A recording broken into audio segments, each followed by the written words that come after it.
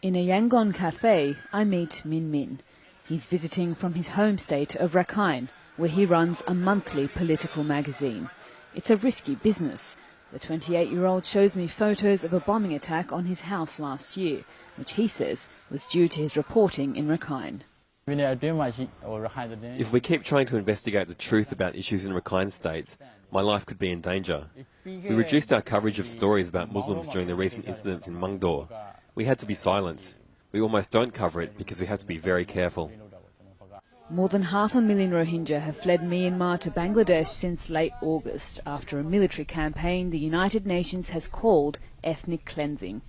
But you're unlikely to hear it reported that way in Myanmar.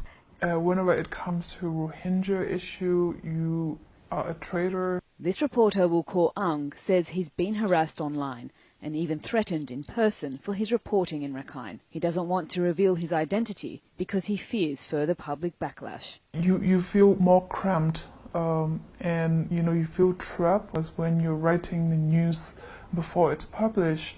You have this fear, what would be the public response, and will they be swearing at me again online?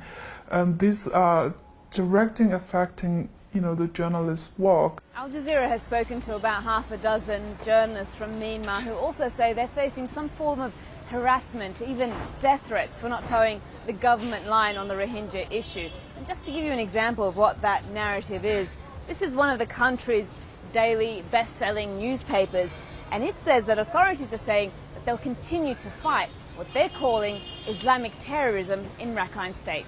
Government social media also run the line that Rohingya are burning their homes, including posting a photo of this couple who were later found to be Hindu.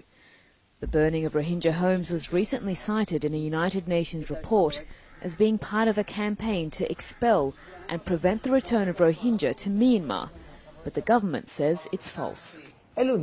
These kind of attacks are not happening. These accusations are spreading throughout the world, even though there's been no attack after the 5th of September. And this is due to the media's role. This is very bad performance of the media. I can say these media are bullying us. I think it's fair to say that the government's PR machine on this entire issue has been absolutely dreadful. It's been something almost Orwellian, dystopian, and incredibly cheap and nasty. Min Min worries not just for his country's future, but that of his magazine. He lost 2 of his 6 staff this month because he wouldn't let them use the words Bengali terrorist in their reports. And he remains afraid of what else he could lose if he continues to search for the truth in Myanmar. Yarba Melham, Al Jazeera, Yangon.